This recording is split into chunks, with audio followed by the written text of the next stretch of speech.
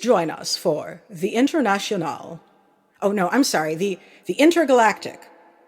Please join us for the Intergalactic. Arise from imperial domination. Throw off division, fear, and doubt. Bell towers, thunder, condemnation. For there is only one way out. No more the Empire's chains shall bind us. Will you echo Ferric's call? From our bricks shall rise the new foundations. They think we're not, we shall be all. 'Tis the final conflict on every prison, moon, or base. Unite the rebel alliance, we'll free all outer space. 'Tis the final conflict on every prison, moon, or base. Unite the rebel alliance, we'll free all outer space. Oh, that's a sleigh. I'm in I love tears. that. Oh my God. I love that. Yeah, it's, Oh, yeah. And when are they going to put that in the show? When are they going to do it? Tony Gilroy. God bless Katie Unger, my fellow the Jewish Vote Steering Committee member and big believer in putting new leftist lyrics to existing popular music. I contacted her to say, can you flip it this time? Can you put Star Wars lyrics to political music? So like so many of my friends who aren't necessarily huge Star Wars heads, she really loves the show. And I actually came to realize that I had a few friends who love Andor who I had to go and explain to them that they should probably also watch Rogue One. They were like, oh yeah, I guess I'll do that. Oh, yeah. So Yeah. this is the time we're in. And with that, let me welcome back my amazing guests who joined me to talk about the first part of Andor. They're now joining me to talk about the second half of the season. This entire thing is going to be just 100% spoilers. And in fact, I'm going to tell you guys, if you haven't listened to part 1 of the Graphic Policy Radio podcast conversation around Andor, stop this, go back, listen to part 1. This is all going to be building off of part 1. So go back, listen to that episode, and then come back and join us for this. Because today it is Andor part 2, season 1, second half of the season. And joining Graphic Policy Radio to talk about it are Klaudia Amenábar. Klaudia is a media critic and script consultant who co-hosts RuPaul's Pod Race, a queer Star Wars podcast, and Mysteries podcast, a supernatural rewatch. She has appeared on NPR, The Mary Sue, IO9, Comics Beat, and more, including, where did you just write that really big think piece about Star Wars and how Andor is not so different, you and I? Oh, that's a Prime Timer. I've written 2 pieces lately. I wrote one about Tales of the Jedi and how it is also quite political, and then I wrote another one about Andor, and how it actually is very Star Wars. That's what primetimer.com. Cool. So awesome. You know. And just to close out her bio, while suffering through a toxic and unstable career in journalism, she decided to read and watch the entire Star Wars canon. So she has an absurd amount of knowledge about this universe. Welcome back to the show, Klaudia. Thank you. Thank you for having me. I'm really excited to talk more about this show because my mind it's going in a million places. It's going in a million places. And joining me again is my frequent unindicted co-conspirator, Charles Lenchner.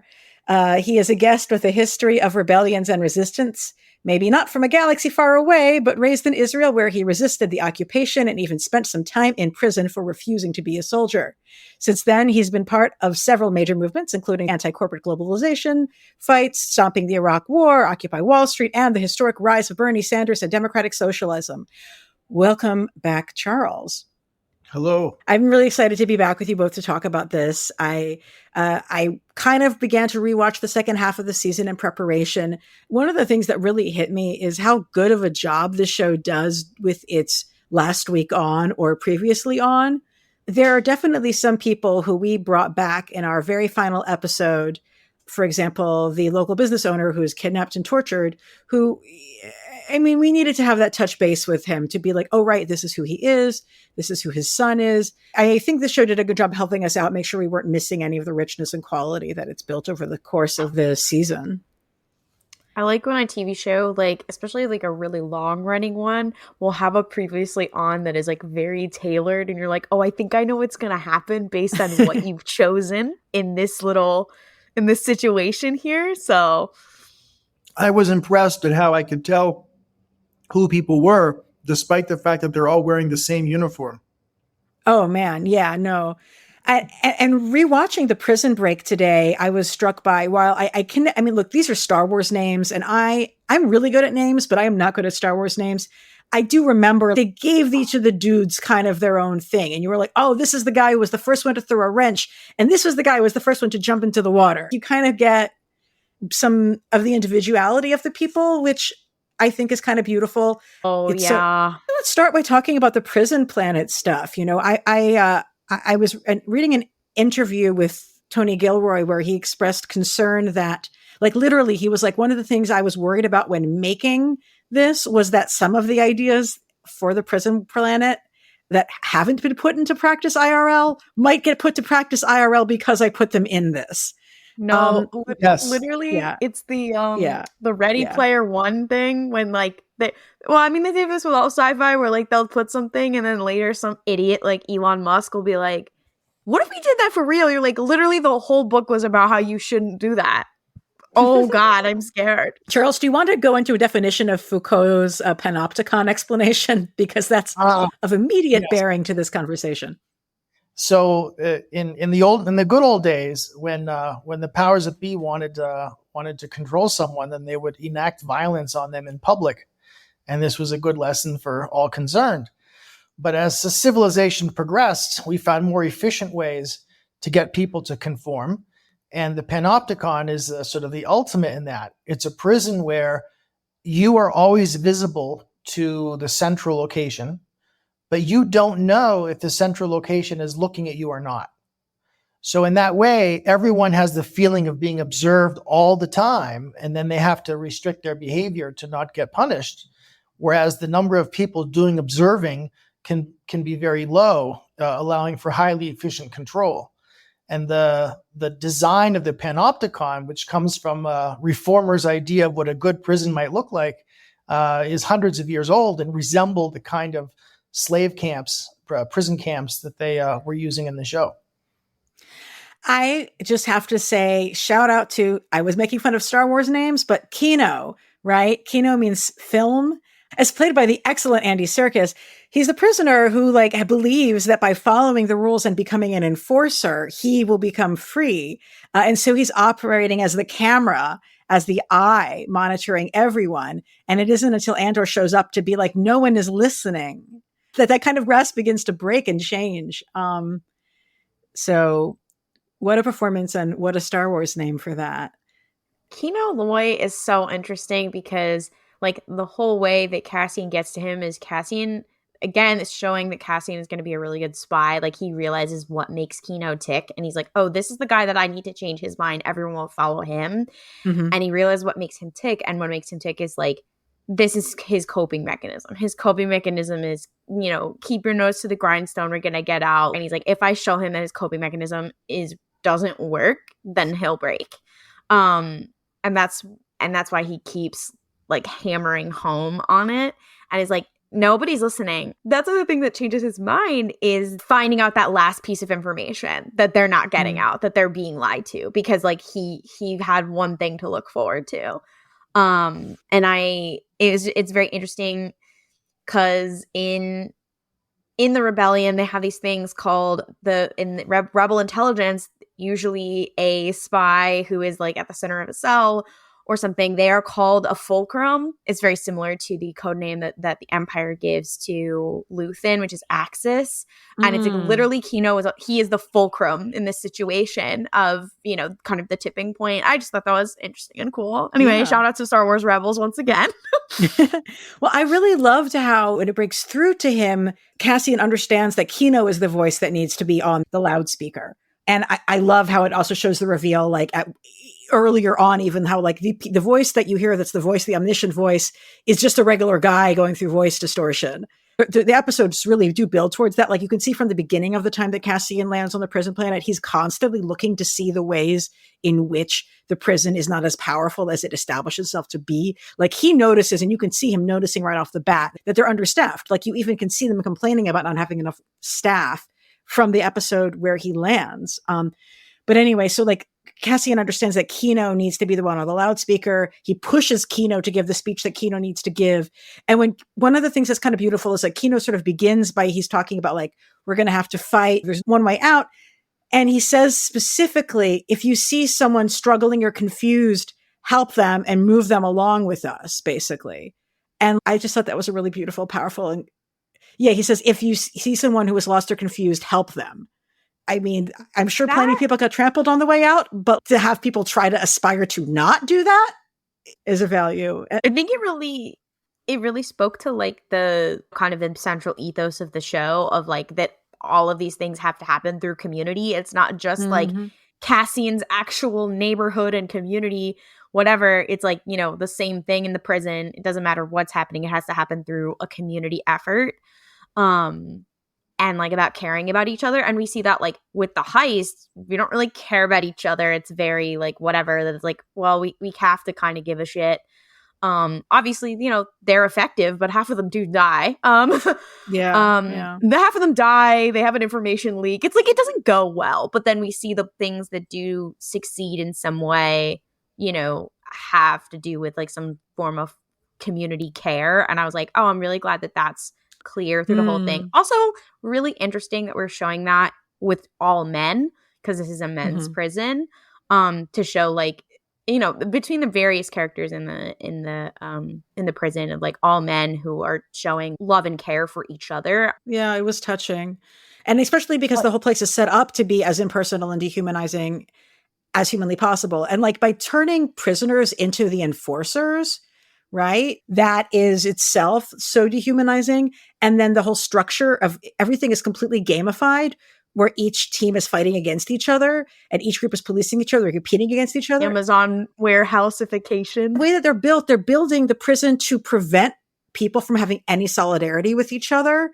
And yet people find a way. Like those two guys we see hand signaling to each other from across the different sky bridges, even from the beginning. Like you can find all the people finding a ways. It's not just Cassian finding ways to maintain their humanity and communication and not be fully dehumanized in the face of this oppression. But like, it's such a genius structure for encouraging them to be alienated from each other, to compete against each other and hurt each other. Anyway, I'm sure you have thoughts about this, Charles.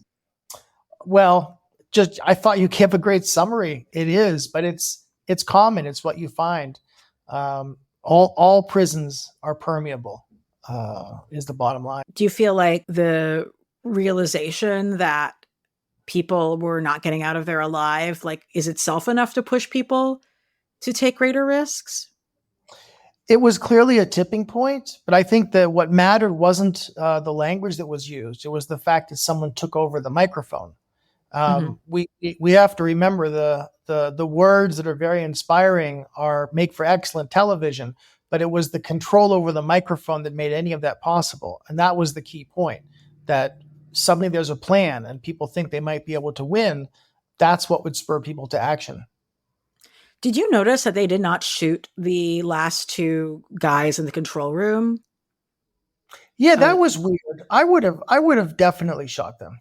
I know, just like in the heist. It's just like in the heist where I was like, all of them have seen your faces. Why are you letting them live? I felt okay. Like, I'm glad it wasn't just me. I was like, please shoot these guys. There's also something that we said about he realized that Kino has to be the one who gives the speech. And this is a conversation. We had it on Repalps, and I've seen a couple of people talk about like, you know, Cassian is a leading character, but he is not a leader. He inspires people and supports people to lead. He is rebel intelligence. He is not a general. He is, you know, he's not even the person who leads Rogue Squadron. He inspires Jyn to do so. And you see him doing the same thing here, of like that he inspires others. Like in Rogue One, he says the rebellions are built on hope, and then she echoes his words. And then here in these episodes, he says the whole piece of like, I'd rather die than, I forget what the exact quote is, like, I'd rather die than like build their shit or whatever. And then that's exactly what Kino says to everybody to inspire them, whatever. Like, he is an instigator kind of deal, but he's not the leader himself. And I just love that consistency and that characterization for him, because I think there's been a lot of discourse of like, is he a boring protagonist? I'm like, no, he's not at all. What are you talking about? Like, he's just different than everybody else. He even does that with Melshi when they get out and they're like, okay, what do we do? Like, did everybody get out? Whatever. And he's like, we're going to go try and tell as many people as we know. And that's what we're going to do. Like, he gives everybody the plan. He's not the leader. I just think it's an interesting kind of character. I was also struck by like the whole ending with Kino being like, I can't swim at the end, even though he knows full well, like they know that he arrived, he knows what they are around. It made me think a lot about like the whole thing with Moses, who like brings the people to the promised land, but can't actually enter. And it reminded me of Luthen as well. Like Luthen is very clear in his monologue in the second to last episode that like he does not believe he is going to see the promised land because he is damned, because he is using the tools of his enemy to fight the fight for justice. So I kind of saw them as both kind of making that statement for themselves. Yeah, it brings some extra weight, I think, also to Kino finally like turning on a dime and him saying one way out, like knowing that he's not getting out is like, oh, that was devastating. Also, Stellan Skarsgård, that whole monologue, my God, Emmy-winning performance there. I was like, holy shit. Do you have thoughts on them on that monologue that Luthen did to keep Lonnie remaining on his program as the inside man? I thought that was a masterful demonstration of how, if you really understand psychology and what motivates other people and what their pressures are, you can, with some accuracy, manipulate and predict what people are going to do. But it's ugly at the same time. It can't feel good to have it done to you. I was struck at first, I was not clear that Lonnie was an inside man by choice. At first, I thought he was being blackmailed into giving the resistance information. That's how like terrified and confused and then you realize that it actually did come from this longstanding political commitment. But now he is actually being blackmailed by the resistance to stay in. Yeah. I have kids. Let me be free. No. In fact, we're letting people die to keep you in play. Such a manipulation, but also that whole strategy of that pivot between trying to get Saw Gerrera to join Krieger and then being like, don't do it because you're going to die, and admitting to Saw, his first Whitaker's character, for folks who don't remember, that you have to do it to keep your inside man alive. And the value of that is it's a question like, is Saw going to be more alienated or a greater believer from this move?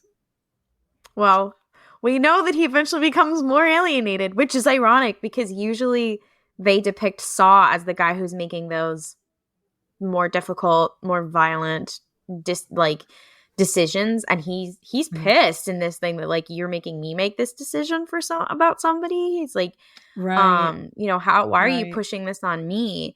But usually Star Wars will put him in that situation. I like how finally they were like, what if it's in Shades of Grey, and he is one of several people who has to make a decision like this, is put in these kind of weird situations.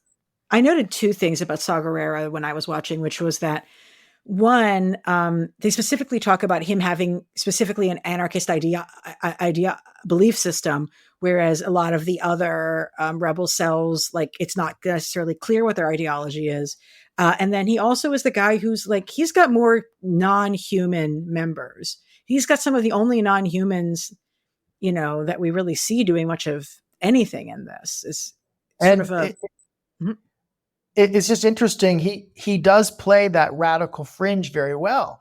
And he basically flat out admits that he would rather stay alone and fight for his particular vision than truly unite with the other factions to overthrow the Empire. He's planning in his head how to win the fight after the revolution wins. Yeah, when he says, I'm the only one with the clarity of purpose, I'm like, yeah, that's his character the whole time. In everything. And it's interesting you said he has some of the only non-humans. The background on Saw Gerrera, he's introduced in the Clone Wars in this very problematic arc that is clearly a commentary on several wars in the Middle East. That is basically like, hey, we as the Republic and the Jedi cannot interfere on this planet that is not one way or the other. However, the rebels do need assistance. So we are going to go train the rebels and we are not going to participate ourselves. Sounds a little familiar. And his crew is trained. And basically the thing that sends him off the deep end, like already he has lost most of his family. His whole thing is interesting because he does come from a planet where that is more non-human based. I believe because at some point they are separatists, and a big part of Palpatine's proxy war situation of demonizing the separatists and demonizing people who want to separate away from the Republic is giving them a non-human face. So he is at all these different intersections of already being prepared for this, already seeing. He's one of the first people to kind of like see the bigger picture, very much sees it from a bird's eye view and is not playing Palpatine's game. And of course they get their ass kicked for that. They're not picking a side or whatever. But when he says like, Tony Gilroy, I know you don't watch the Clone Wars, but when he said, I'm the only one with clarity of purpose, I loved it so much. Cause then when you see him again in Rebels, he's older and he's one of the only people who is slowly figuring out the Death Star and stuff like that. And people think he's crazy. They don't believe him, obviously, because he's been more and more alienated. And then you see him in Rogue One, which is after this, because he's not willing to join, because he has gotten even more to the side or whatever. And I liked this kind of turn for him, that it's not just like, oh, he's the more extreme one, but that like there are things that not just like the rebellion as a whole has done, but like his allies even in the beginning have done to alienate him, to make him not trust. There's so many really relevant, pointed conclusions. It makes me think that someone's been watching DSA Caucus Politics and has a lot to say about it. George Lucas, what are your thoughts? No, I mean, I really think about that. Like he literally has some quote where he's like disparaging the other cells. Sorry, go ahead, Charles. No, just that the split between the more radical radicals and the moderate radicals is always there. And it's very alive in left organizations today in the US and in our movements, and watching it play out. And then you see that it's not just us. It's not just now. This is an always problem that exists in movements, and we don't really have good ideas about how to resolve it. Well, other than unite against the Empire. The irony though is that at the end of the season, you finally hear Nemec's manifesto, and Nemec says, he's like, no matter if we are fighting together or not, if we are all doing something individually on our own that pushes back, we all win, kind of deal. And it was a very interesting take on that, because I know like in other appearances of Saw Gerrera's, he's kind of said that he's like, I don't have to work with you guys, the Rebel Alliance, to whoop their ass, kind of deal. And it's an interesting take on that kind of same idea, especially around when they know that the planet he eventually becomes centered on, Jeddah, which is what gets destroyed in one of the ones that gets destroyed in Rogue One, like that becomes his community. He is coming at it from protecting his community and his planet, and the people with him are as well. Once they destroy the city of Jeddah, it destroys like half the planet, and the rest of the planet is like decaying. But they're like, no, we are here to protect who is left. And like Jeddah is so clearly Palestine for folks who haven't watched the movie. Oh my God. You have to watch Rogue One, my dear. Like it's really powerful. It's like some of the most intense urban combat I have seen. It is extremely powerful. You reminded me, like, I definitely do want us to reflect on the part of the Nemec's manifesto that we have, which is in fact, says some of the things that Charles said actually in the last episode. No, literally, I said that when I was watching. I was like, "Oh my god, based." Well, so I'm gonna. Okay, here's what it says. And again, not an actor. There will be times when the struggle seems impossible. I know this already. Alone, unsure, dwarfed by the scale of the enemy. Remember this: freedom is a pure idea. It occurs spontaneously and without instruction. Random acts of insurrection are occurring constantly throughout the galaxy. There are whole armies, battalions that have no idea that they've already enlisted in the cause. Remember that the frontier of the rebellion is everywhere, and even the smallest act of insurrection pushes our lines forward. And then remember this: the imperial need for control is so desperate because it is so unnatural. Tyranny requires constant effort. It breaks, it leaks, authority is brittle. Oppression is the mask of fear, and know this: the day will come when all these skirmishes and battles, these moments of defiance, will have flooded the banks of the Empire's authority, and then there will be one too many. One single thing will break the siege. Remember this: try. The way I was screaming, crying, and throwing up when they did that, I was like, oh my god, oh my god. Like, I mean, from like it's just good writing perspective, also from like a political perspective, but then also from like a Star Wars perspective, it's all happening. Because like, there is this idea of like interconnectedness through the Force. Like, there's always people who are Jedi or whatever who are like, you know, you don't have to be Force sensitive for the Force to flow through you and for it to influence you or whatever. And then you have this same idea in Andor of like, people aren't connected by magic, but they are connected. And like, you have people like Nemec who are like, it doesn't matter if we're working together, we are all pushing back against the same thing because we all have the same idea. And then you see all these communities that are brought together with a common cause, whatever. And I was like, that's what it's all about. That's the whole point. Like, oh, Tony, you got it. Well, the speech made me think of an important point about the logic of empire, including our own American empire. Organizations want to reduce the amount of complexity in order to make management from the top easier. And it doesn't matter what kind of decisions are being made. Fewer options is better. What that prison exemplified is the end result of people saying, well, okay, how do we make it really simple? How do we reduce the options? How do we minimize the human component in the system and in order to automate people as if they were machines? The empire is doing that to entire planets. That's the logic of a system that large and bureaucratic. Speaking of bureaucracy, I love that we continue to spend more time like looking at the internal politicking within the ISB. And I love how the show just really lets Deirdre be a full-on monster, which she is. Like the moment where Bix basically calls her, like, you're going to torture me no matter what. And basically she says, yeah, you're not going to believe me anyway, are you? And Deirdre smiles. And that's pretty smart. I would hire her for my intelligence network. Deirdre? She's girl boss derogatory. Absolutely. Mm-hmm. I thought that the tool for torture they were using is like the dying voices of children of an alien race they extinguished. Is dark. That was on another level. Like, damn. Well, they have real sound weapons they use against protesters already.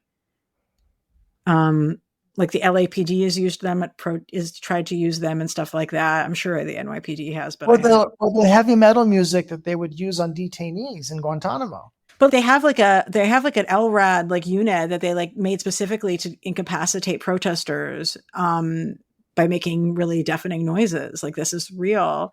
And then the question is, how do you inspire people enough that even if they know that that is a thing that exists, that the police have, that they will turn out to say Black Lives Matter, you know? It can cause permanent damage. Yeah. Yeah. Yeah. It was interesting to me that in the riot on Ferrix, they very specifically made them look like police. Yes, there are stormtroopers in the background, but they very specifically made them look like police. And I was like, Tony, I see what you did there. I know it was on purpose. I know what you were trying to say. And that's especially, I know, because there were a lot of protests in LA itself. They're going for like the traditional protest look with the riot shields, whatever, which is not something that normally happens in Star Wars. And I was like, damn, they're going for it. Yeah, Charles, what did you think of the riot cops' response to Marva's speech. For context, I think part of what was going on was the use of a funeral in order to that has permission, because how could you forbid a funeral, and then using that to create a political moment and a demonstration and maybe even a riot. So that was typical of how the Intifada progressed in 1987, 88.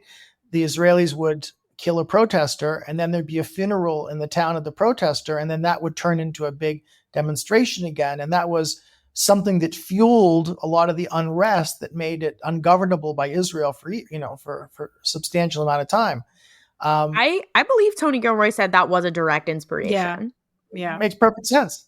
But I was going to say, if I was in charge of suppressing the population, I wouldn't have waited for the crowd to commit an act of defiance that forces me to act. I would have instigated a very stupid act by as the occupying force, or by having people look like locals doing it for me, rather than let the people have the momentum. That's an important thing you need to know if you're going to occupy. But oh my God, the fact that they even chose the hotel as their base, which is like that's what they actually do. God bless Marva. Like, she's trying to find if the tunnel will still let them go into the hotel. And it's interesting that like Bix and the others are treating Marva like she's delusional and senile. And like, I mean, she is elderly, but she's not wrong. That's a piece of information that is valuable to know. I want to know, like, for dramatic reasons, of course, we got to hear the majority of Marva's speech because it was amazing and inspiring. But I was shocked that police didn't try to shut down the projection from the droid sooner. Like, they let that go for quite some time. Well, which is not a critique. Tell me what you think. They initially gave permission for 40 people to attend the funeral as a procession, because they were thinking of it as a procession. 40 people is manageable. But instead what happened is the entire village, or the entire town came out, so that by the time that the permitted march reached the final destination, there were far more than 40 people all clustered together. That was a failure of policing, if you ask me. What they could have done is imposed a curfew so that anyone aside from those 40 would be beaten as soon as they popped their head out the door. I think like the projection and recording that Marva left was really powerful, and it's great to see them let an older woman be the bearer of revolutionary information to people, and then like literally turning her into a brick that gets thrown at the She pigs. was the first brick at Stonewall. Yes. Literally. Yes. Thank you. I had to. I'm sorry. Yeah, no, it's true. And I also reminded me of the Battle of Cable Street, which was one of the street fights between fascists and anti-fascists in England, that involved people throwing bricks at fascists. And my friend, frequent podcast guest, Stephen Attewell's great aunt and great uncle met there because they reached for the same brick. Aw, I know, love. it's like the greatest story ever told. And then I also think about like the Paris 1968 student uprisings. There was one of the big chants there was beneath the paving stones, the beach, which involved people yanking up a lot of paving stones and hurling those at cops. So Ferrix in a way was setting us up for that this whole time by being the brick planet, basically. I keep thinking about it. Ferrix is like Fe and Fe is iron, right? Like there's some beautiful naming in there. And iron is used for steel, which means that Tony Gilroy is a Stalinist. Oh, obviously. I mean, from what he said. Well, now that we know he's a Stalinist, I guess we should stop talking about him. He's evil. There you go. No. Well, splitters. You're splitters. Okay. So yeah, I don't know. Any last thoughts about that amazing climax scene? Shout out to the music that they're playing. By the way, it was so. I will say also the instigating event having to do with the droid was so interesting to me, because like Tony Gilroy was like, oh, I think it'd be interesting if they had like a family dog or whatever, and like they're seeing a lot of the grief and stuff through the droid. And I love when sci-fi, it's weird when Star Wars is fantasy, but then it takes a hard turn into sci-fi when it like examines like the sentience of droids, whether in a like a funny way or in a regular way. And they did the same thing in this show where like there's all these instigating events that happen because of a droid, and also like you can tell things about people. It's a reflection of who they are based on how they or the community treats a droid and what they believe is sentience. Because the whole thing is like, you know, what's humanity? Or, well, I say sentience in Star Wars because not everyone's human. Yes. But like, what is humanity? What matters? That kind of thing. And so, like, you know, what does that say about people? And it's very interesting that, like, you know, a droid is usually a part of these instigating events, you know, from A New Hope or, you know, to this. It was just very interesting to me. Yeah, it's true. Like, they really do have them be the heart of it and the emotional touch point for so many, because they can be made, they're cute and they're round and they're little and they can express things in a different way than, you know, adults will do. Yeah, Unless I'm they're glad they included them. K2SO who just can throw people. We haven't seen evil droids yet, but surely in a world where you have evil robots that don't look like droids, it'd be very simple to make one that is a droid. Well, we have seen one when Cassian gets arrested. He gets arrested by an Imperial droid. It is the same model as his droid that we see when we first meet him in Rogue One. He has a reprogrammed Imperial droid, which is exactly what you're saying. Basically an evil droid. They're enforcer droids where they're tall, they can throw you, exactly what they did to Cassian. So like when they included that droid being the thing that arrests him, everyone was like, "Oh, that was a low blow," because K2 is his droid that he reprograms. That's why it's meaningful. It's meaningful that like Cassian doesn't hold it against droids, basically. Droids is interesting also because another instigating thing of the Clone Wars was that the Separatists use all droids. So there are people who have very real resentment against droids because they destroyed entire communities and whatever, and they're afraid. Like the sort of the Mandalorian. Right. Yeah, like the Mandalorian, like he doesn't like droids because he's like, my family was killed by the Separatists who had droid armies. And the Separatists were like, well, we're better people because we use droid armies and you produced people to go die, but we just use droid armies. But now there's actual trauma involved with droids depending on what they are. Like, yeah. So if you want evil droids, that's the Clone Wars. But yeah, that's the Clone Wars, but it's also K2 who we see in this. We see his model. I definitely want to talk about within the ISB, you sort of see the ongoing struggle of what the Empire is supposed to be spending its priorities looking into and monitoring. I love the moment where Cyril realizes that Deidre does not give a fuck about his 2 dead cops that she's it's so he like realizes that. And then, of course, I mean, you also see when he falls in love at her, when she berates him, he's like, "Oh, it's like my mom." So then he knows how to relate with that. Freud has entered the building. Yeah, he has entered the building. I want to classify the kind of character he is so it can be the start of an ongoing trope. Yes. He's basically a simp anti-hero. He's an incel. His story. He's simping for her. He wants to be dominated by her. Sure, it's not sexual yet, but he lives to be told what to do by her. He's already agreed with anything she might tell him in advance. That's not just bootlicking, but bootlicking may well be involved down the road. he loves the taste of boot leather. He really does. I mean, it fulfills a spiritual need that he has. And I'm just saying, if you're a male character in an action movie and you're feeling that way about a girl boss, a woman boss, right? That's a significant departure from tropes of yesteryear. What's interesting is like he's not the first character in Star Wars to be like this, but what the thing about him is he has no connection to the Force or anything. He's very much the creation of an incel in that, like, yes, we have things that are a bit creepy towards women in Star Wars, but I think this is the first time I have ever seen the very real life thing that has happened to me and many others of sexual harassment. Like that scene, shocking. Both of those scenes, the acting was incredible and the direction was incredible because I was terrified. I was like, and we had a whole joke about this and we were talking about this on Roof House and we were like, because there's people who like ship them together and I was like, no, stop, like stop it.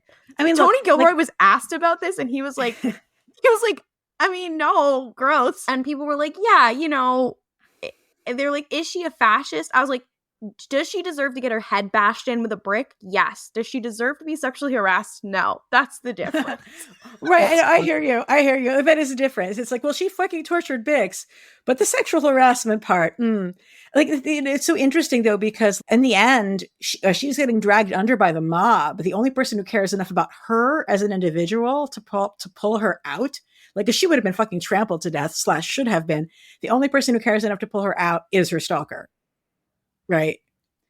I realized someone speaking up for the stalker community, pointing out exactly not all stalkers. I realized something. Cyril's little cop friend that he brings with him, like, I don't know what he told him to come with him, because his mission was to save her the whole time.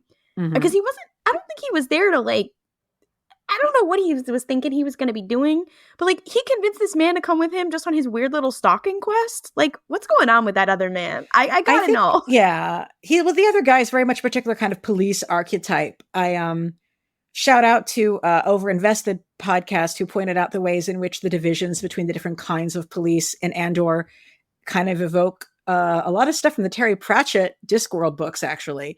But, like, which I've just been listening to now. And I'm like, oh yeah, no, he is that other flavor. He's a sergeant. Like, it's the enlisted men and versus the officer corps and, like, the different roles they're playing. I mean, one of the crazy things, of course, is, like, Cyril Karn, he shouldn't have been in the field in the first place. He's an inspector. And so when he decided he was going to go take over an actual, like, street fight for, like, earlier on, he had no business doing that. And of course it all fell apart, right? Like, it's not even his skill set. But yeah, I'm definitely curious to see what happens with them in the new season. One of my other big obsessions. Well, I want to talk about Mon Mothma and how much I love this character. And there's so many different things we could talk about her.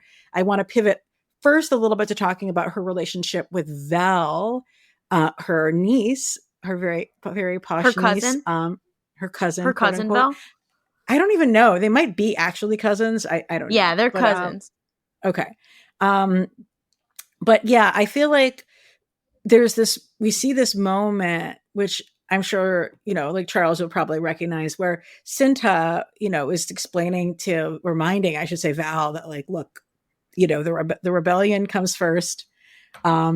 She also says, like, a thing I think we have to sort out here, which is, do you think the Empire stops to catch its breath? This is a fight for the galaxy. But, like, and then you hear Val quote that to Mon Mothma when Mon Mothma is asking her, like, please lay low for a bit. You're in too much risk. She's telling Val, like, Val, you're being in a lot of danger. And Val reminds Mon, I mean, rightly, like, Mon, you're under a fucking microscope. You are literally in a house surrounded by spies. You are also under a ton of risk. Like, don't act like, I'm the only person who's doing something dangerous. We all are. But I feel like it was interesting seeing the different people in the different roles within the resistance and their positions, kind of each acknowledging that they're doing something important without necessarily having it be like a dick measuring contest. I don't know. It feels like Cinta fills a very similar role to Cassian, of being, like, the behind the scenes person, because, like, the same thing happens where she says something that inspires Vel to mirror her or whatever. Like, Vel can be in a more leadership role, whatever, but Cinta's, like, the puppet master behind much like Cassian is. And we know that also like, Cinta's the best operative as well. She's the intelligence person, and so, like, she's a person that, like, inspiring the people on behind the scenes. And I know that, like, her and Val, they have their, like, complex relationship, but, like, Tony Gilroy let them kiss on screen. I'm tired. One kiss, please. I had to watch two straight people kiss. We started this with the series out. They were in a brothel. So why can't the two lesbians kiss just for 2 seconds? 2 seconds. I appreciated somebody online pointed out that when they're breaking down the site on Ferrix, one of Valor said to ask the other, the closet, and the other was like, oh, it's empty. Oh yeah, that was me. I put it back. That was you. Good on you. Yeah, that was great. I was like, is that a closet joke? I want to talk about the different hats that Mon Mothma is wearing, with this being in the Senate, which seems to be completely powerless with trying to fund the rebellion. And it's interesting because she seems like he's trying to fund rebellion without trying to direct the rebellion, which I think is great because having money doesn't mean you should be in charge of things. I have also noticed that there has been a bit of a tendency. I've seen some folks who are like, from journalists to fan people trying to compare Mon Mothma to various completely shitty Democratic women in power. And you need to like stop because I don't think any of those shitty Democratic women in power are actually secretly funding the revolution. Listen, Nancy Pelosi could never start the delegation of the 2000. If you don't know what the delegation of the 2000 is, there's a deleted scene in Revenge of the Sith and a thing that they like didn't get to, which is very important and which is where Genevieve O'Reilly, she was in Revenge of the Sith and they cut all her scenes. Like that's where she played Mon Mothma first. Oh, wow. That's the actor who plays Mon Mothma. Wow. She was friends with some of these senators and they were kind of a part of a progressive coalition, which is why the more progressive people, they are taken in by the separatists because the separatists and when the separatists are separatists from the Republic. So this predates the Empire. I should back up actually to give a quick because politically it's very interesting. So basically what happens is that you have the Republic and the Republic is really big and really has a lot of fucked up problems.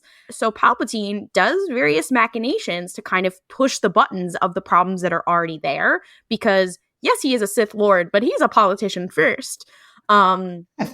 That's literally, and the dark side gains power from chaos and he realizes he can cause chaos through politics. I love the combination of that. He's a fascinating character, but basically he creates all these political tensions involving non-humans, and all this kind of stuff, basically with problems that are already there. And so a group of planets, they leave. They become the Confederacy of Independent Systems, the CIS, which is why we always say that the Army of the Republic made of clones, they drive the Down with CIS bus. It's very funny.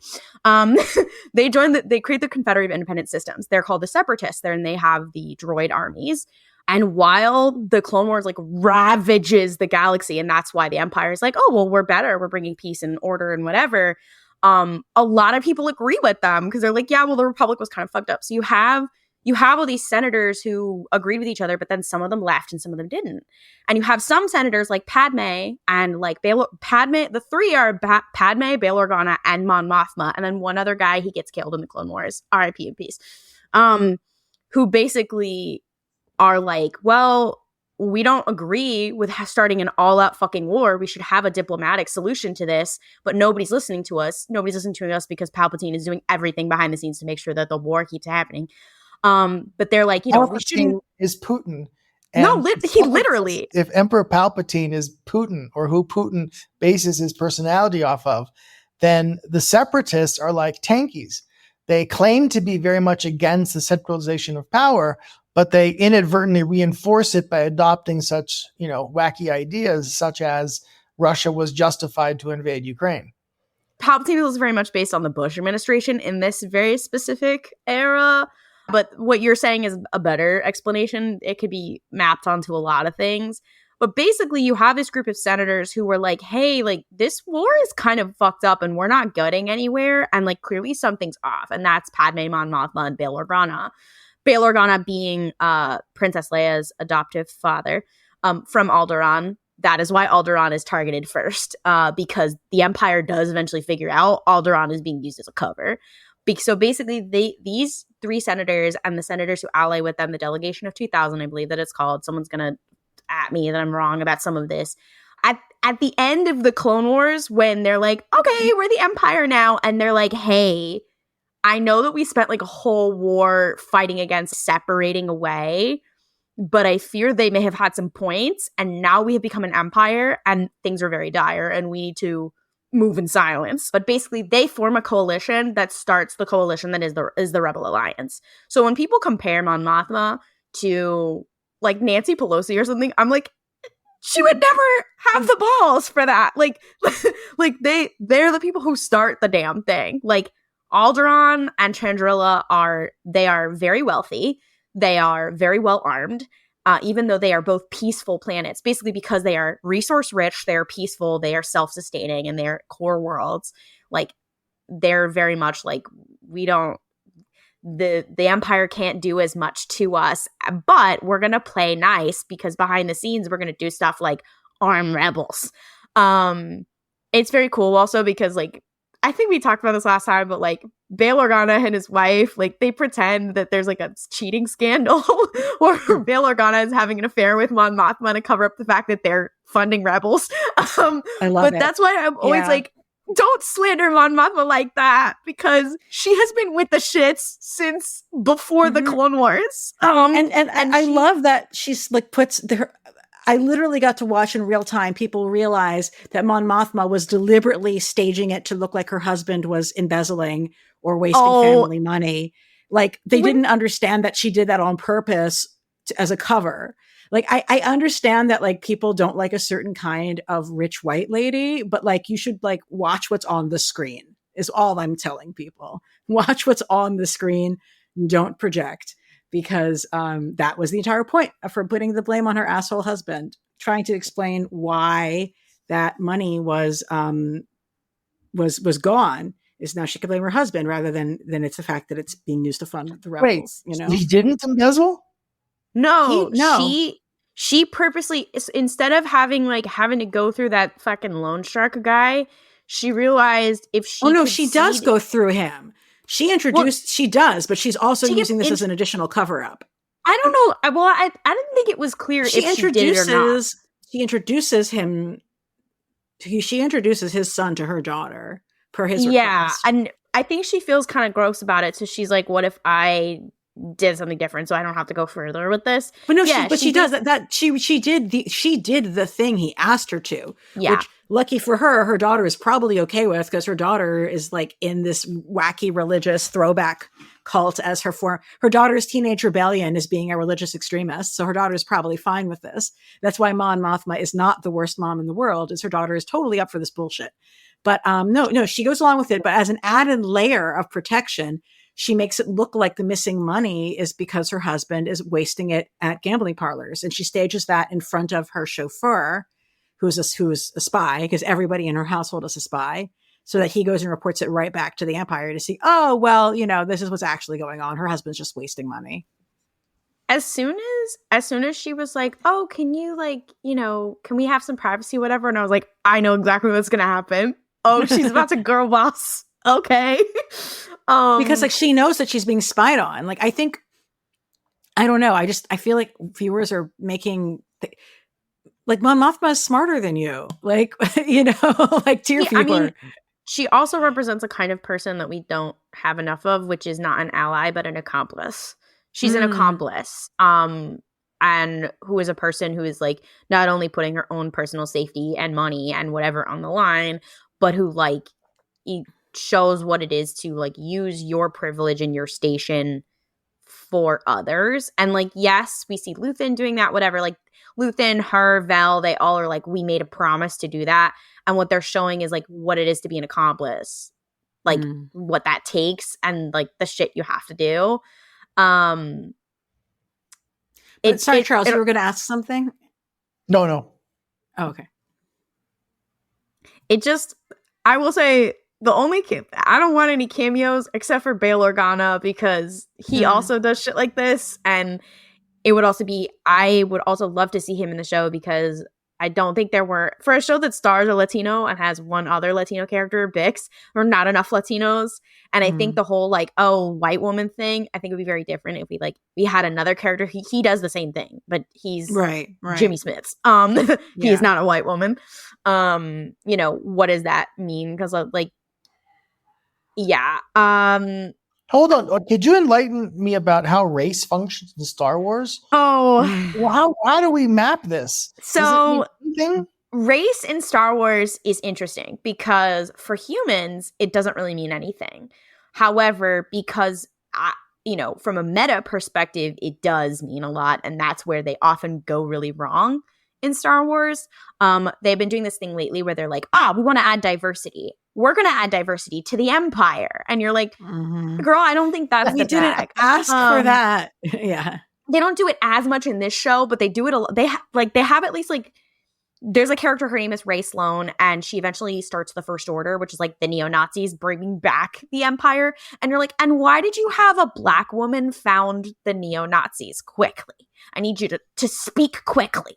Now, so like there's no race for humans in Star Wars. However, the way it is often telegraphed is it's not good. It's not good. Like, for instance, a really big example of that in this show is like Marva is a inspirational kind of, she's supposed to be an inspirational kind of character. However, it's very uncomfortable that Cassian's story is essentially white woman steals indigenous child, everything is fine. And then she's like, don't worry about it. It's fine. Yeah.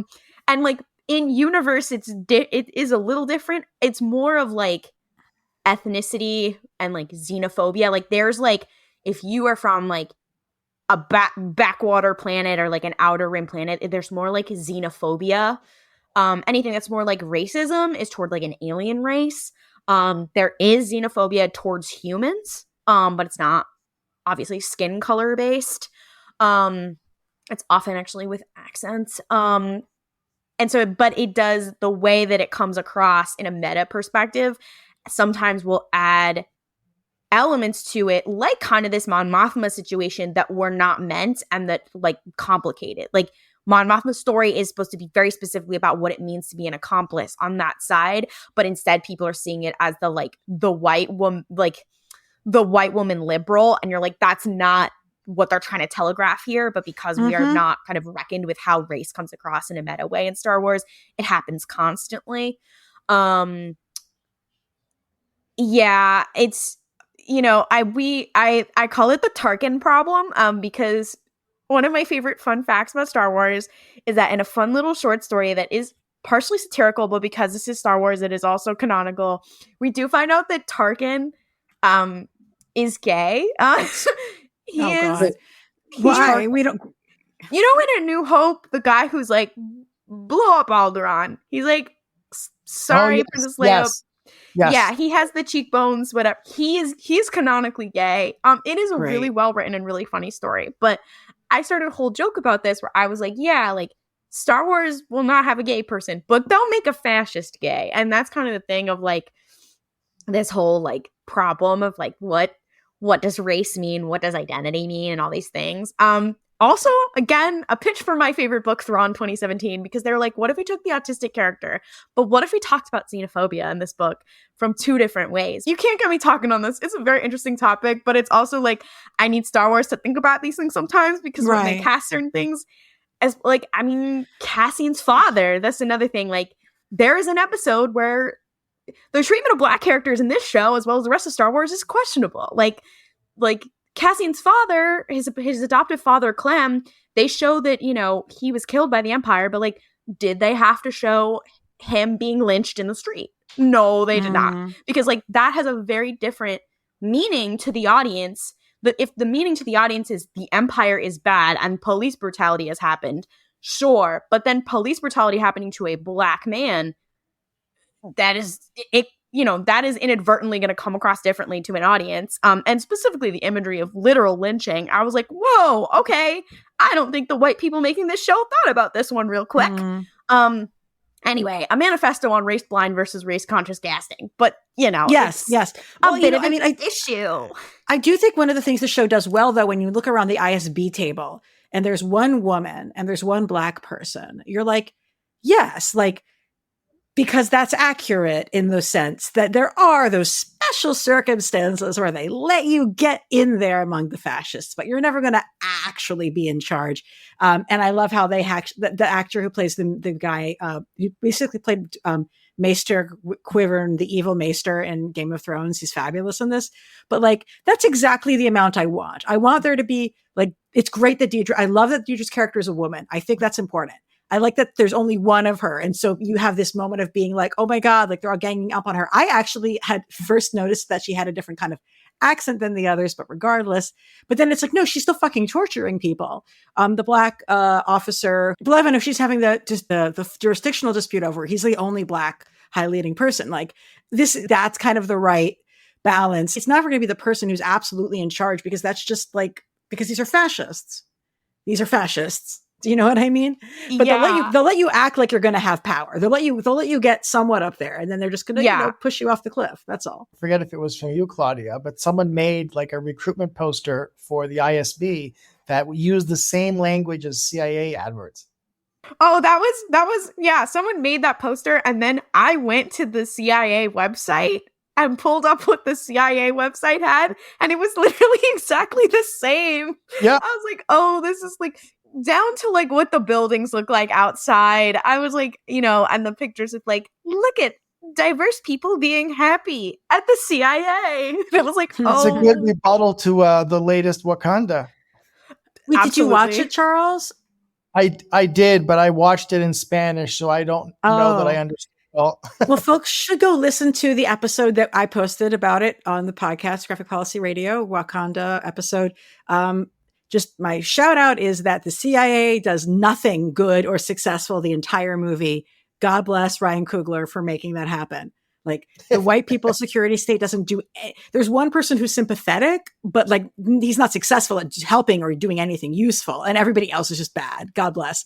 But I have a couple listener questions I want to put. I want to put front load.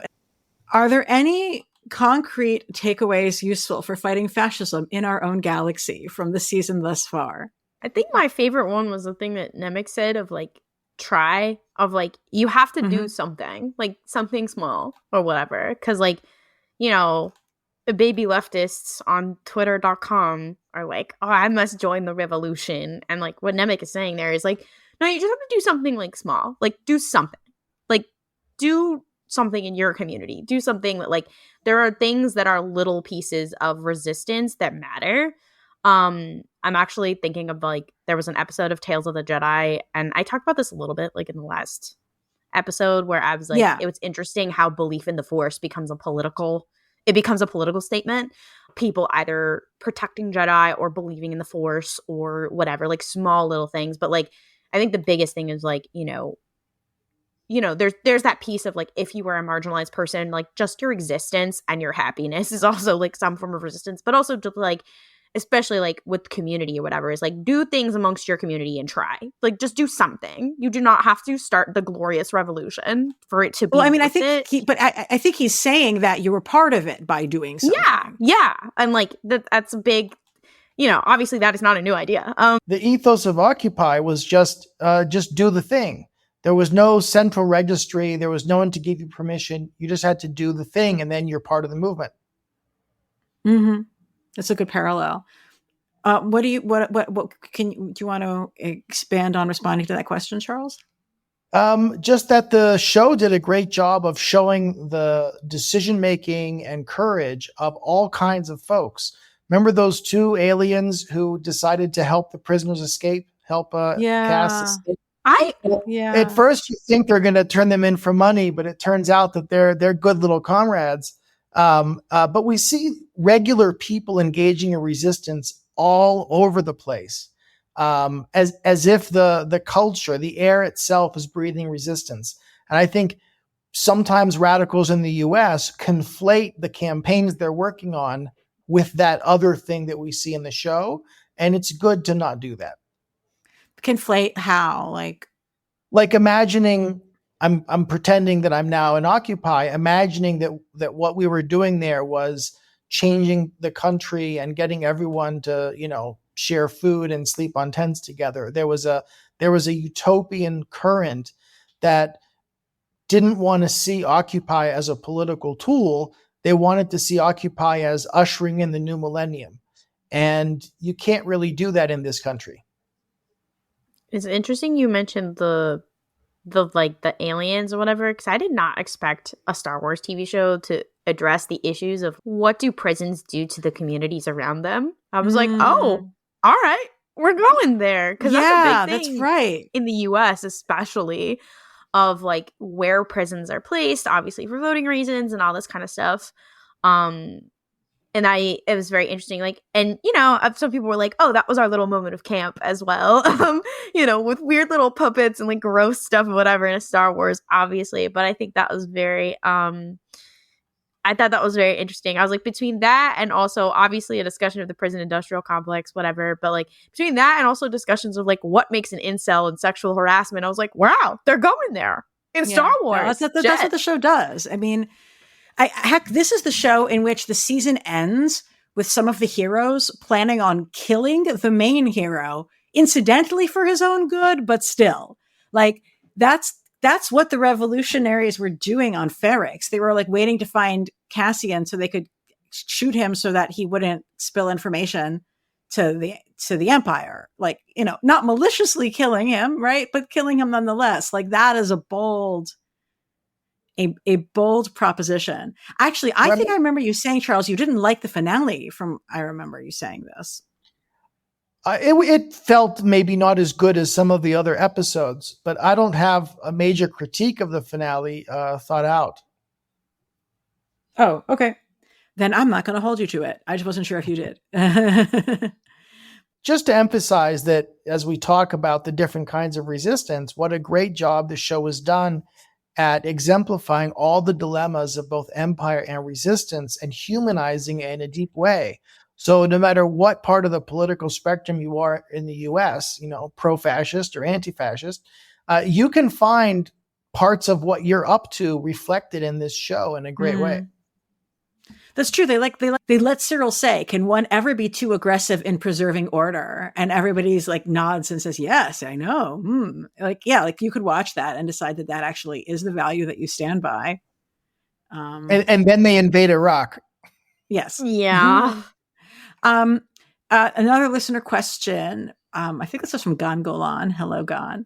How does the rebellion gauge when they have enough popular support to wage sabotage and civil disobedience tactics that bring the state empire's violence into public view in a way that is more SNCC, lunch counter sit-in, student nonviolent coordinating committee, lunch counter sit-in, and less Weatherman days of rage in their catalytic effect? Can you want to take the lead on that? The real universe doesn't have a Martin Luther King Jr., okay, Buster?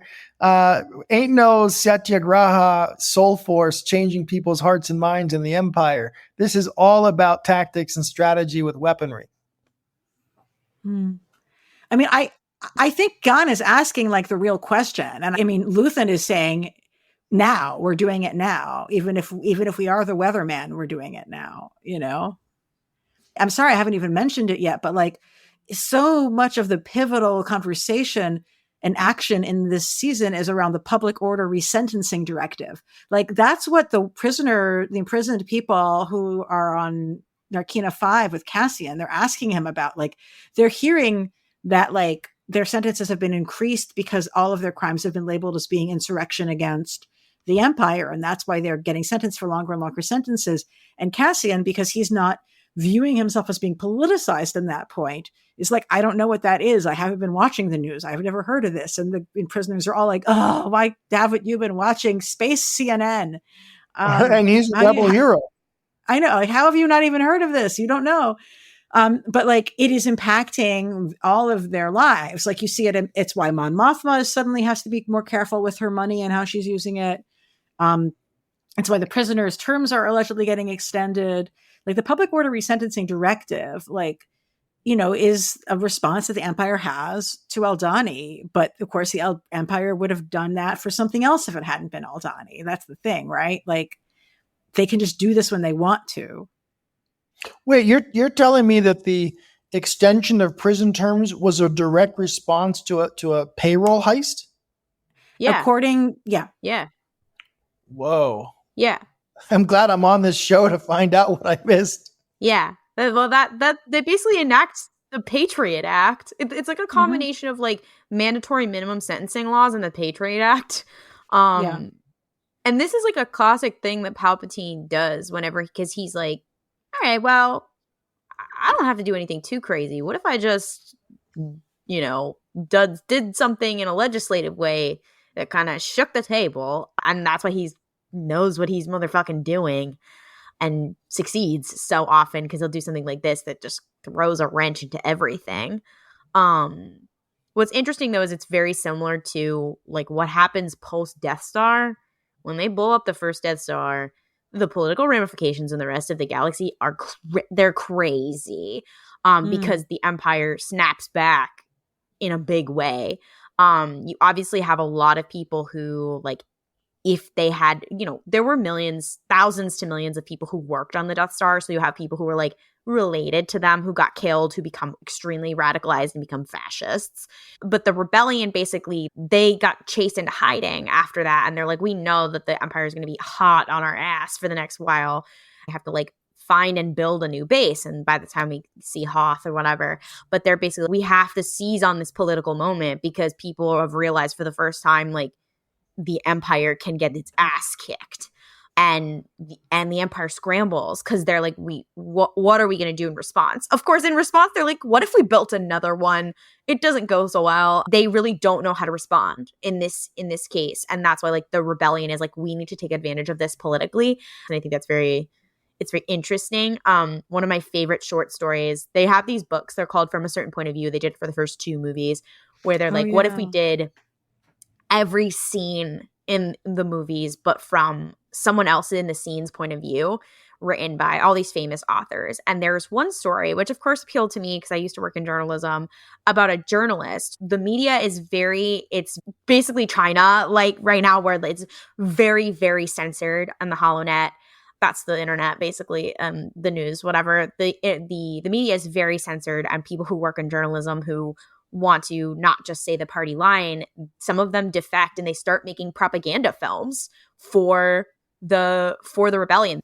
Charles, do you have any other thoughts around that question? Or I think we've done collectively, and especially you, Klaudia, of connecting the politics of the Empire to our current moment.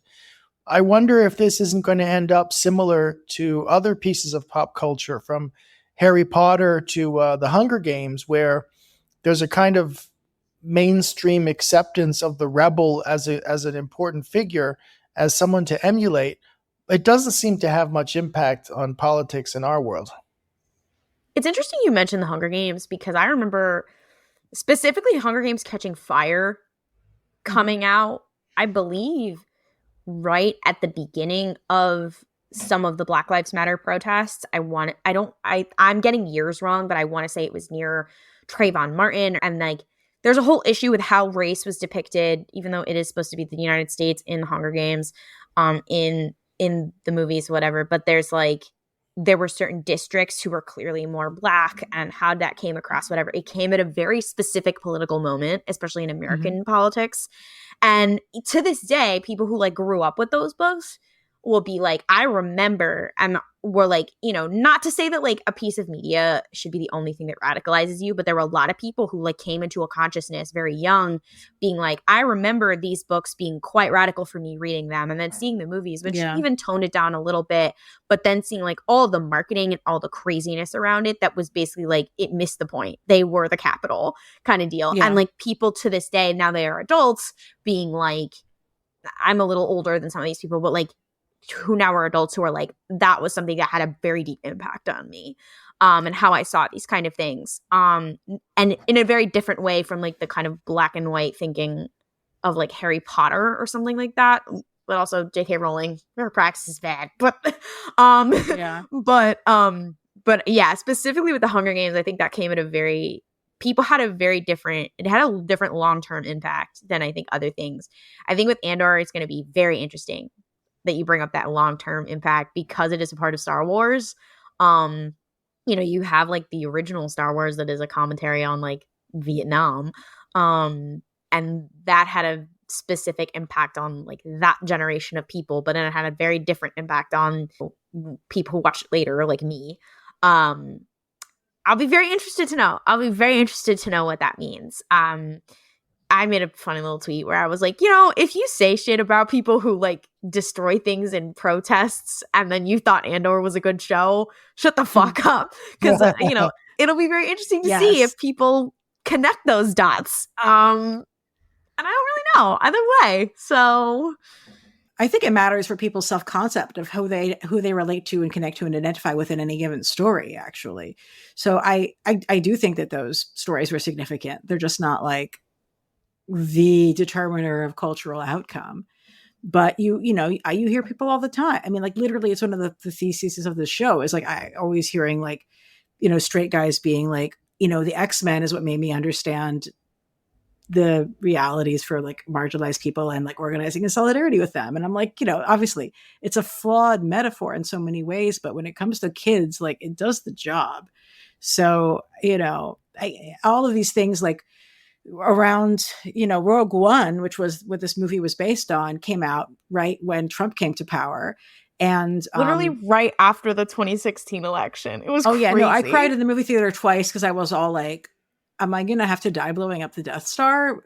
Because it was, anyway, and what we saw from it was, like it influenced a ton of people's signs that they used at protests. And I also think that some of those people, like maybe being able to put themselves into those stories and put themselves into that physical space made them feel more comfortable being out there in that protest. Even if it was like the most sanctioned and like least beat up by the pigs protest, it like still made them feel like it was a space that they wanted to be and a force that they wanted to connect themselves to and be present in. I mean, there's a reason why like the sort of like quote unquote normie Dems or whatever, like we're using hashtag like resistance. It was coming from watching those movies, identifying with that language, wanting to see themselves as revolutionary, and then putting that towards the task of winning the midterms, basically. I'm thinking of the next time the police are kettling some protesters, I guarantee we're going to hear One Way Out. One Way Out. Absolutely. Yeah, it's going to happen. One Way Out. Absolutely. It was like fucking brilliant. So my last question, well, going back to my Mon Mothma obsession, she talks about how she sort of performs as being like a person who's trying to be helpful, but is ultimately useless in her role as a senator, and how that's a distraction from her actual radical work that she's doing. And we do get to see her like it's not like she's pretending to be right wing and is actually left wing. She's pretending to be like a mainline liberal and is actually funding radical activism. But we hear her speech that she gives the Senate, and like a few people agree with her and lots of people scoff at her. And she mentions as an aside that she's been a senator since she was 16. Star Wars has a history of having powerful teenagers, like with official designations. We also have the super impotent Senate that isn't really listened to. I mean, the Senate is like structured to what? It's just that they have rich young people appointed to it from different localities, and then the Senate doesn't have actual enforceable power, or what's exactly going on there? Like, we know the Senate didn't actually approve of the bill. They're just acting on it. The emperor's acting on it anyway. And it's sort of like a fake. Is it like Vichy at this point? What is up with the Senate, and why are there teenagers from Coruscant? It's like the People's Congress in China, basically at this point of like, yeah, they gather in a symbolic way, but at the end of the day, and the senators going into it, they knew that. They were like, we're about to be useless, so we need to use this as a front. All the ones who gave a fuck. But what you said about like having young people is very interesting, because like people always ask this about like Padme in the prequels. They're like, why do they have a teen queen? It's a weird thing that they put into Star Wars, but I think the assumption, as far as I know, is that it's like on a planet to planet basis. So like they elect their senators in whatever way. They have 2 senators from every planet. I don't know if it's every planet or every system. I believe it's every system. And figure out how they elect somebody to go there, which is why you have some people who are quite corrupt and have been there for a while. You have some people who are truly democratically elected. I think they have the same term limits. I wish I knew the exact things on this, but like for having somebody who is very junior, like there is like an apprentice Senate kind of deal that actually Leia is a part of when she's young, but that's different than like Mon Mothma becoming. I know she is one of the like youngest senators to ever be in there as a legitimate senator. I believe it is like based per culture, especially because there's so many like non-humans and their maturity and their age and whatever is different. So maybe that's why they're just kind of like, yeah, whatever. Y'all have at it. Wookiees live for hundreds of years. So for them, it's you're all children to a Wookiee. Yeah, I love somebody said somewhere that like essentially Han Solo is Chewbacca's cat. Yeah, we call Han Solo Chewbacca's fucked up little dog. That's true, because the Wookiees live for hundreds of years and humans live for 100 max. So yeah, but just haven't figured out syllables. they don't need syllables. They just have a different way of communicating. Yeah, they do. But the Senate is odd. The answer to why they would have a teenager, who knows? I mean, since it isn't necessarily canon that Coruscant's senator would be a teenager, like I think Tony Gilroy might be going for the idea that the Senate is so impotent that it might as well be staffed by children who are just sort of symbolic. If I recall, the fandom, what was saying when like the prequels came out in the 90s was that like, I think like those countries believed that having a teenager or a child be their elected leader was better because they wouldn't be corrupted, which of course is like a weird Have take. you got children?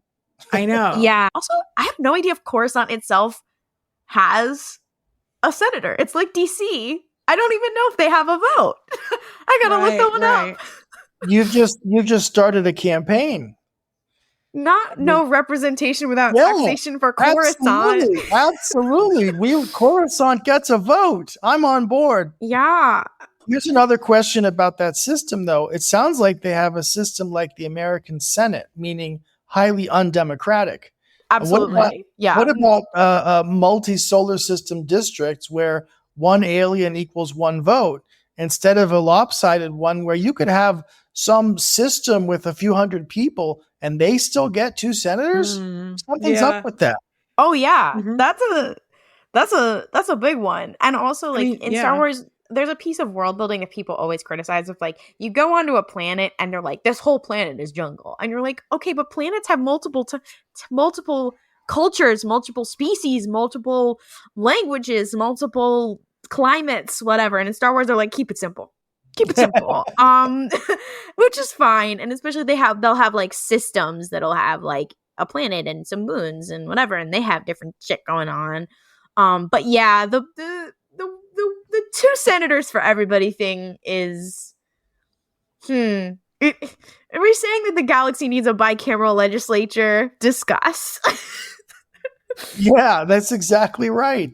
We need, and I'm also thinking about how a species could decide to just make themselves smaller and more numerous in order to power in the Senate or something. Our hive minds. Oh, you have opened up a can of worms. Yeah.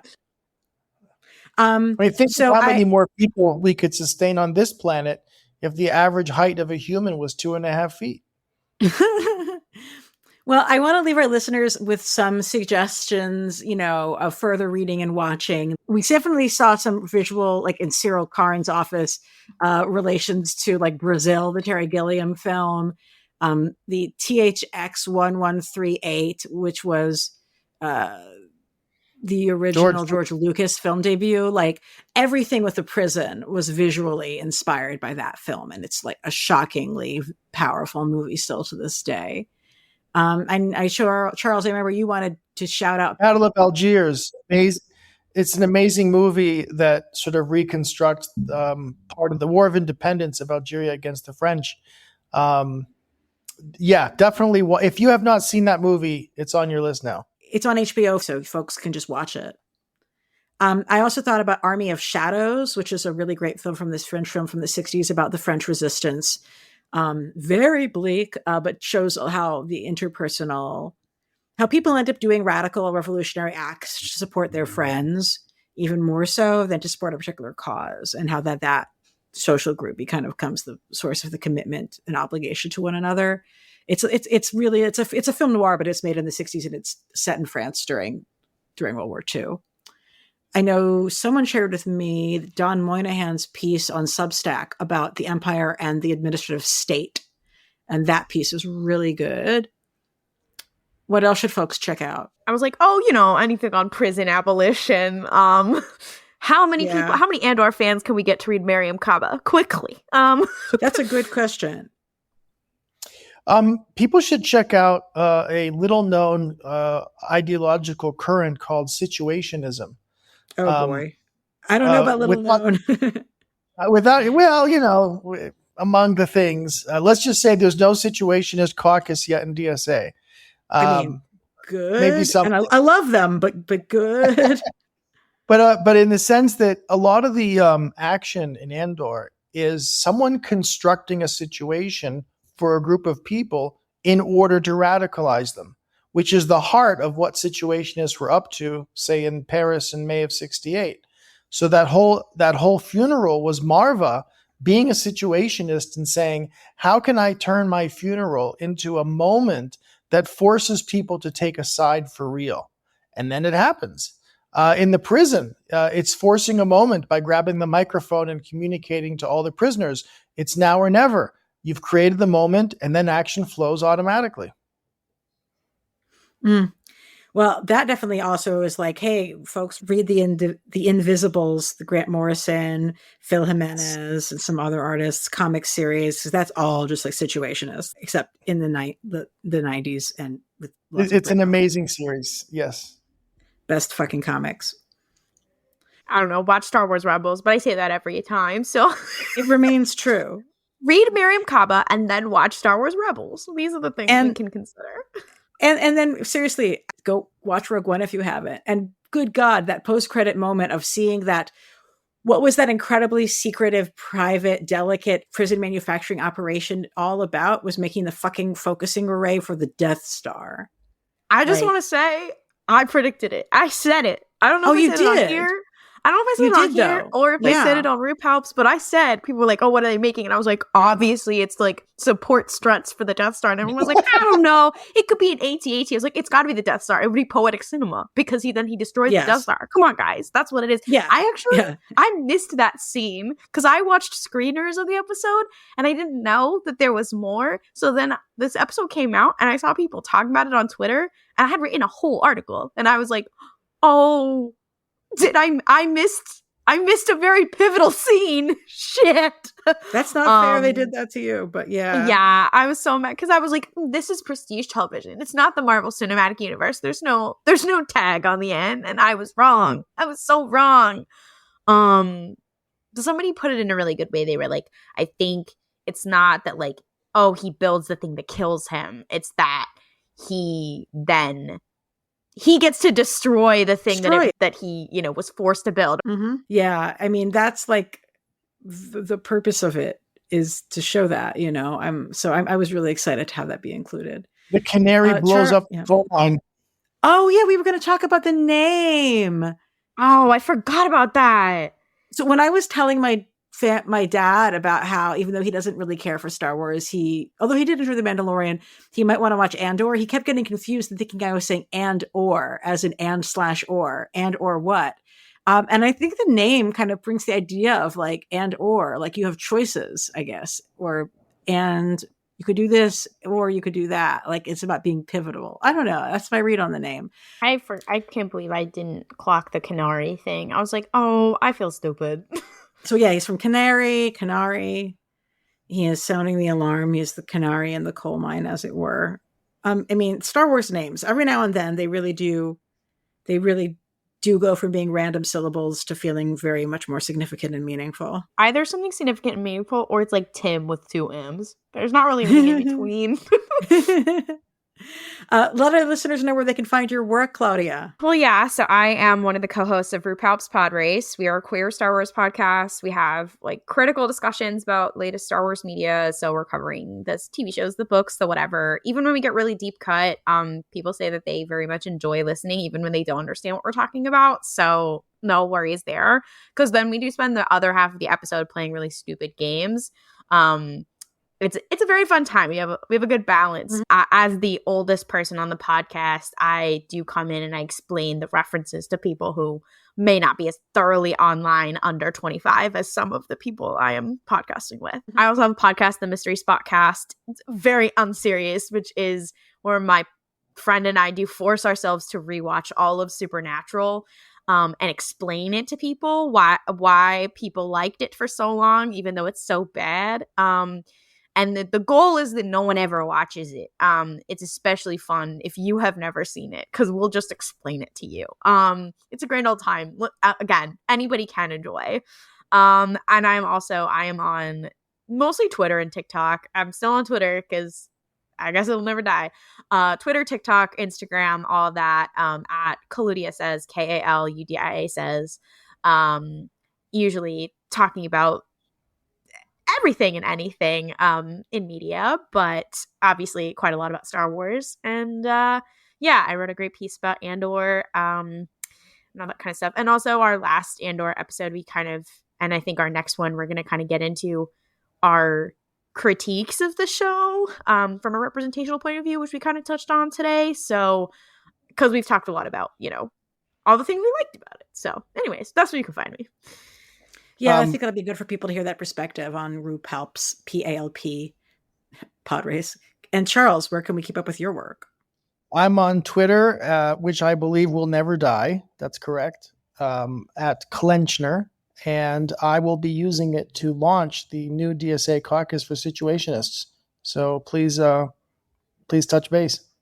There you go. And I'm still on Twitter for now. I'll be dragged out kicking and screaming, I imagine. ELANA_Brooklyn, which is also what I am on Mastodon, which is also what I am on Post, and also what I will be on any platform that we end up going to, so that I can easily be found, because I care about being in touch with you, my listeners. So again, this is Graphic Policy Radio. And as we like to say, keep it geeky.